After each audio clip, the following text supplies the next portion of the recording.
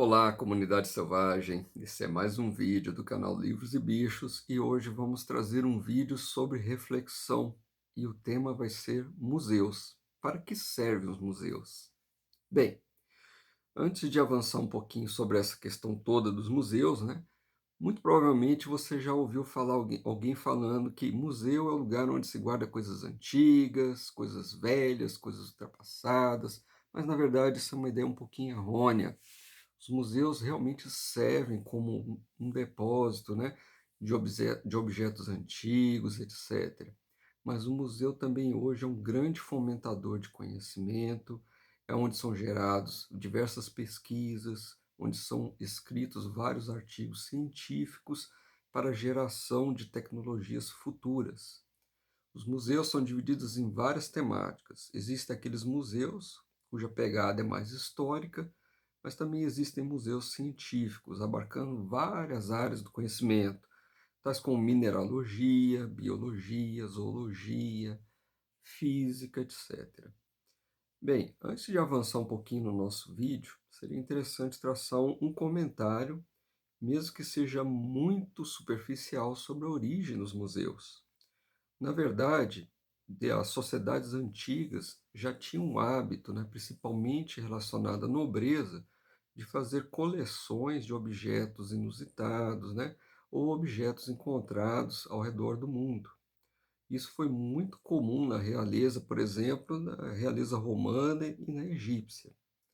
Esse hábito do colecionismo se estendeu ao longo do tempo, percorrendo até a Idade Média. Muitas expedições científicas foram financiadas pela nobreza durante a época das grandes navegações, e os marinheiros ganhavam muito dinheiro trazendo curiosidades de vários locais do mundo e vendendo para instituições científicas e para a nobreza. Inclusive, algumas espécies animais tiveram seu nome científico homenageando pessoas da realeza. Um exemplo são algumas espécies de aves do paraíso.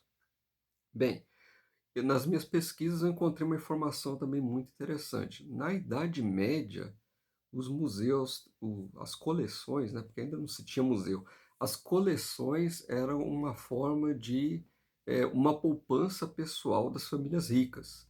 Dependendo da raridade do objeto, era como se fosse uma joia preciosa que você poderia vender e levantar recursos financeiros. Bem, os museus, né, da forma como nós conhecemos hoje, etc., muitos deles se originaram por doações das coleções, né, dessas famílias nobres. O primeiro museu, da forma como a gente conhece hoje, como um depósito, né, de informações, né, e objetos históricos, e geração do conhecimento e divulgação científica para o público, ele foi fundado em 1661 e é um museu de arte de Basileia, que fica na Suíça. Outro museu que foi aberto anos depois, mais precisamente em 1683, foi o Museu Ashmolean, localizado em Oxford, na Inglaterra. Esses dois museus é que fizeram a abertura para aquilo que a gente tem hoje como conceito de museu, né? Um local onde são depositados artigos históricos, científicos, que possibilitam a conservação dos mesmos, a catalogação e a geração de conhecimento e pesquisas futuras. Bem, o museu, além, né, de ter essa pegada da conservação e da geração do conhecimento, também é um grande fomentador de empregos. O museu ele emprega diversas pessoas, pesquisadores, curadores, bibliotecários, artistas, várias pessoas ligadas à administração e manutenção dos museus. Realmente é uma grande fonte, né, de ocupação especializada que os países podem dispor tendo um museu. Bem, agora vamos falar um pouquinho do cenário do museu aqui no Brasil, né?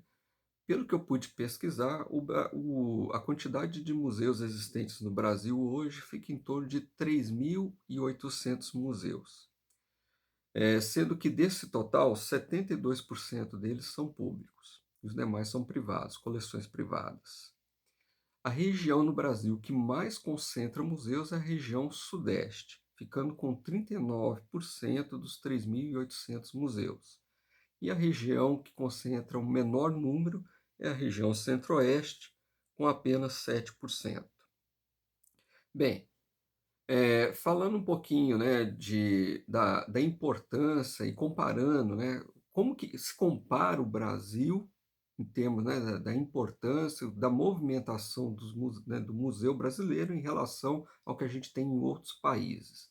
Eu achei essas informações na internet e também queria dividir com vocês, que eu achei muito interessante.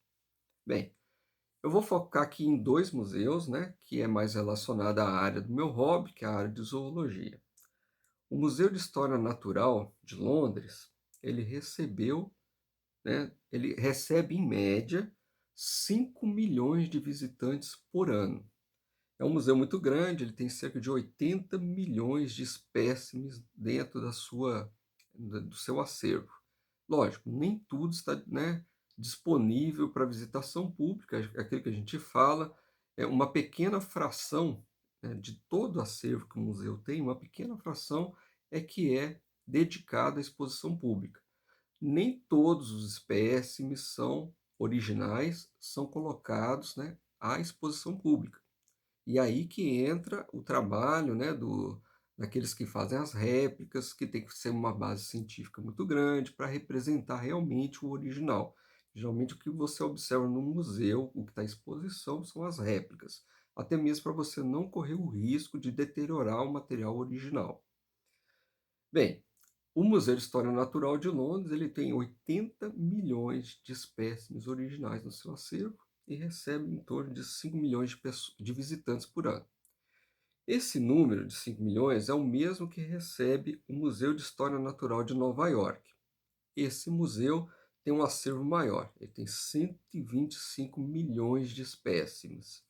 E esse museu, ele compõe, na verdade, um grupo que, se eu não me engano, são 19 museus que são gerenciados pela instituição Smithsonian. Esse único museu recebe 5 milhões. Então, o Instituto Smithsonian como um todo recebe muito mais visitantes. E tem museus muito interessantes. Além do História Natural, por exemplo, nós temos também o Museu, né, da Aviação, com vários exemplares, né, de aviões utilizados na Primeira e na Segunda Guerra, aviões comerciais. É um museu muito interessante. Eu tive a oportunidade de ver alguns documentários no canal do Smithsonian, que infelizmente hoje em dia não tem o sinal transmitido aqui no Brasil. Isso também é uma outra função dos museus, né? Gerar conhecimento em várias mídias para disponibilizar para o público. Existem museus que têm programas de televisão, existem museus que têm imprensa própria, geram arquivos, geram livros para venda ao grande público. Então, o museu hoje não é apenas um depósito de itens históricos, é muito além disso. Bem, os números que eu falei desses 2 museus impressionam, né? Não é qualquer instituição que gera uma movimentação de 5 milhões de pessoas. E olha que eu não falei nem no Museu do Louvre, que fica em Paris, que tem uma quantidade de visitantes muito maior. E como que fica o Brasil nesse cenário todo?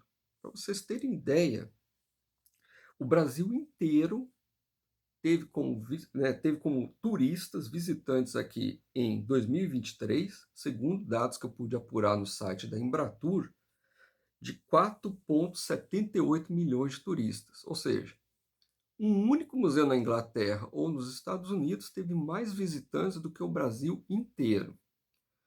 Então, infelizmente, o turismo no Brasil ainda tem um longo caminho a percorrer. Em termos de museu, nem se fala.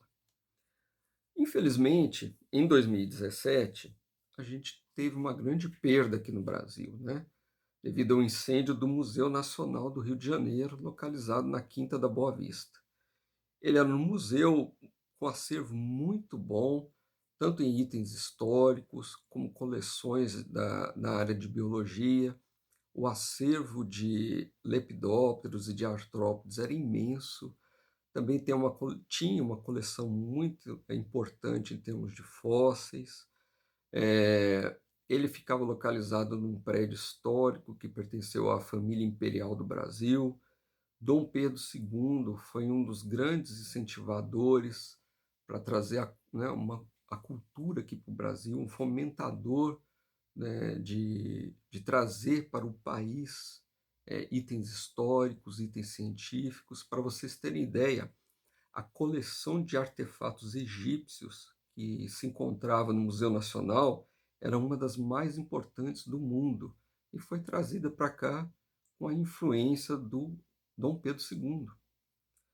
Fora vários documentos históricos, vários artefatos que estavam armazenados nesse museu. Um deles era o trono que foi cedido pelo rei de Daomé para Dom João VI, estava armazenado nesse museu, e lá também estava localizado o crânio da Luzia, né, um dos hominídeos mais famosos encontrados aqui no Brasil. Tudo isso se perdeu devido à negligência de manutenção, que acabou gerando aquele incêndio horroroso no Museu Nacional. Foi uma perda irreparável. Até hoje, as reformas ainda estão em andamento, e a previsão é que o museu reabra para o público somente em 2026. Sem querer fazer uma análise política do problema, mas eu queria deixar aqui uma última reflexão sobre o que o país deve dar como prioridade. Será que a gente está caminhando para o caminho correto? Para vocês terem ideia, a, a movimentação que nós tivemos de turistas aqui em 2023 gerou para o país 24,6 bilhões de reais, né? Dinheiro injetado diretamente na economia por turistas que visitaram o nosso país. Imagine que uma única instituição científica, no caso, por exemplo, o Museu de História Natural de Londres, teve uma possibilidade de gerar uma receita maior, porque o número de visitantes àquele museu superou ao que a gente recebeu no território inteiro em 2023. Ou seja, extrapolando de uma forma grosseira, uma única instituição injetou na economia inglesa 24 bilhões de reais, sem falar em várias outras fontes de receita, porque o museu tem a receita gerada pelos visitantes, mas também gera conhecimento, gera royalties e isso gera dinheiro. Então, a movimentação, a possibilidade de geração de receitas com museus é muito grande. Aí você já percebe que não é apenas aquela ideia simplória de ter um local para você armazenar velharias. O museu é muito além disso. Bem, frente a essa possibilidade de você gerar receitas, infelizmente nós perdemos, por negligência, um dos museus que, segundo o que o pessoal fala, é um museu de nível internacional, que era o Museu Nacional. E pasmem, gente, mais uma vez, eu não quero fazer reflexão se é correto ou não é, mas tem uma informação que ficou martelando na minha cabeça e eu quero dividir com vocês. Em 2017, o orçamento para manutenção do Museu Nacional era de 520 mil reais. 520 mil reais. É muito dinheiro? É. Mas sabe quanto que o Brasil gastou com a Lei Rouanet no ano passado? 16 bilhões. Eu não sei se gerou receita suficiente para amortizar esse investimento. Olha que eu provei por números que o museu pode passar desse montante que foi investido em projetos da Lei Rouanet. Eu acredito que a intenção é boa, a intenção de ajudar artistas, mas será que nós estamos dando prioridade para as coisas corretas? Um gasto de um único ano com uma Lei Rouanet daria para bancar o Museu Nacional por quase 30 mil anos. Pode fazer a conta aí. 16 bilhões dividido por 520 mil. Então fica essa pequena reflexão sobre se a gente está caminhando no caminho certo, no caminho da geração de conhecimento, da geração de receitas. É isso que eu queria passar para vocês. Bem, tendo a oportunidade, visite um museu perto de sua casa, prestigie o trabalho, leve suas crianças, passe horas agradáveis no museu, conheça pessoas diferentes, objetos diferentes, histórias diferentes. Visitar o museu é uma grande pedida. Eu espero que vocês tenham gostado desse vídeo e vejo vocês na semana que vem. Até lá!